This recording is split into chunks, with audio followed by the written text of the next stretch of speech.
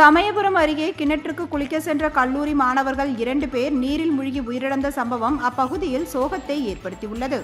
ஆந்திர மாநிலத்தை சேர்ந்த மடாலா நாகேஸ்வரராவ் மகன் மடாலா வெங்கடேஷ், சீனிவாசராவ் மகன் வேலுலுகு லட்சுமி அரவிந்த் உள்ளிட்ட 8 பேர் திருச்சி மாவட்டம் சமயபுரம் அருகே உள்ள தனியார் விடுதி ஒன்றில் தங்கி அங்குள்ள கல்லூரி ஒன்றில் பயின்று வருகின்றனர்.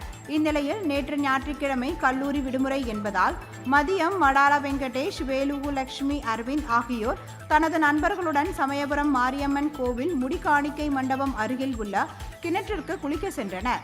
கிணற்றில் குதித்து அவர்கள் நீச்சல் அடித்து விளையாடி கொண்டிருந்த போது மடாலா வெங்கடேஷுக்கு நீச்சல் தெரியாது என்பதால் அவர் ஆழமில்லாத பகுதியில் குளித்துக் கொண்டிருந்த போது எதிர்பாராத விதமாக நீரில் மூழ்கியுள்ளார். இதனை கண்ட அவரது நண்பர் வேலுலு லட்சுமி அரவிந்த் உடனடியாக அவரை மீட்க முயற்சித்த போது அவரும் நீரில் மூழ்கி மாயமானார்.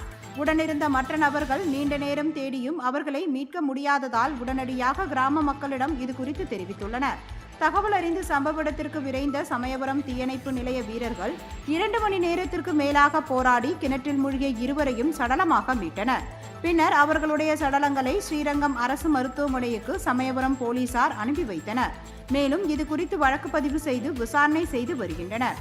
இச்சம்பவம் அப்பகுதியில் சோகத்தை ஏற்படுத்தியுள்ளது.